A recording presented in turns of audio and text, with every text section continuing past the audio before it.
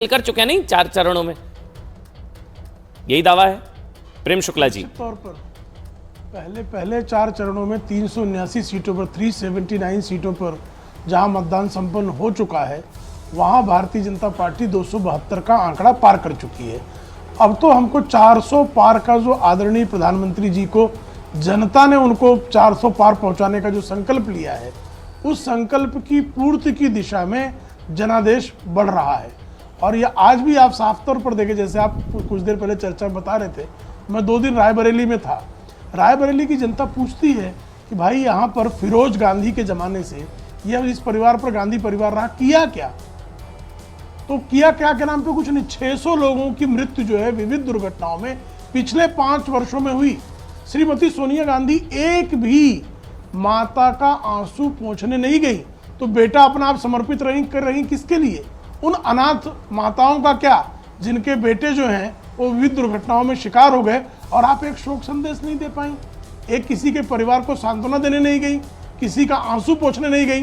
तो जो इतनी निर्ममता अपनी कॉन्स्टिट्यूएंसी के साथ करती रही हो, आपको लगता है उनसे कोई भाव? प्रेम शुक्ला जी, देखिए, आप कह रहे हैं कि 400 पार का जो नारा है बीजेपी का, एनडीए का, उसकी तरफ बढ़ते हुए नजर आ रहे हैं। लेकिन देखिए, तस्वीरें जो है ना, वो कई बार बहुत कुछ कहती हैं। कल प्रयागराज में अखिलेश यादव और राहुल गांधी थे एक साथ, वहां कुछ माइक खराब हो गया, तो दोनों का आपस में बात कर लेते हैं, कुछ बातचीत उन्होंने करनी शुरू की। उन्होंने पूछा कि उत्तर प्रदेश का बताइए, तो अखिलेश यादव ने कहा कि 80 सीटें हैं, तो उसमें 79 में तो समाजवादी पार्टी, कांग्रेस यानी इंडिया गठबंधन आ रहा है। और एक वो क्योटो वाली जो सीट है, फिर वो सीट में फाइट है, यानी वो भी नहीं दे रहे वो आप। मतलब आप प्रेम भाई, आप कह रहे हैं कि आपने बहुमत का आंकड़ा छू लिया, आपको एक सीट नहीं मिल रही यूपी में। प्रेम भाई बताइए, हंसी मत बताइए। एक सीट मिल रही है आपको बकौल राहुल गांधी, एक वो भी मिल नहीं रही। अच्छा, वो भी नहीं मिल रही, फाइट है। बातें कोई करे तो उस पर हंसा ही जा सकता है। सुनील भाई भी हंस रहे हैं इस बात पे तो।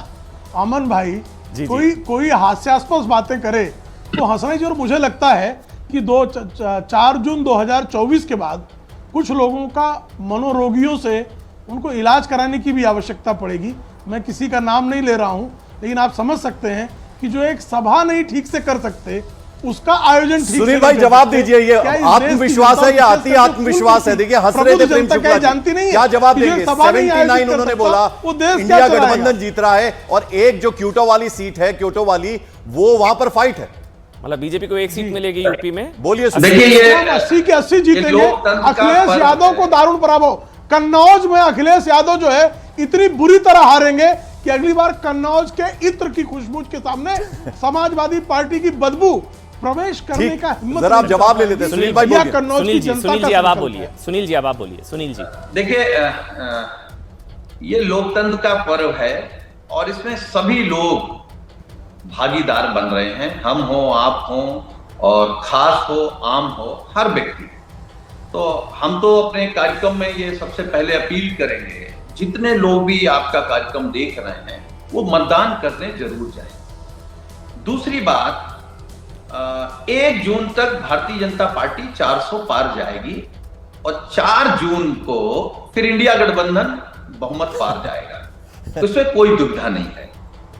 मैं रायबरेली की अगर बात करूं, क्योंकि मैं अभी रायबरेली से जो पत्रकार साथी हैं वहां से आंकड़े दे रहे थे, बीजेपी के प्रवक्ता ने कहा हम भी 2 दिन रहे, हम लोग भी पार्टी की तरफ से जिम्मेदारी थी, हम लोग भी रायबरेली रहे हैं। रायबरेली में लड़ाई नहीं है, रायबरेली में इस बात की लड़ाई है कि इंडिया गठबंधन के प्रत्याशी राहुल गांधी कितने से जीतेंगे। हाँ, अमेठी में लड़ाई है, जहां पर लड़ाई उसको हम स्वीकार करेंगे।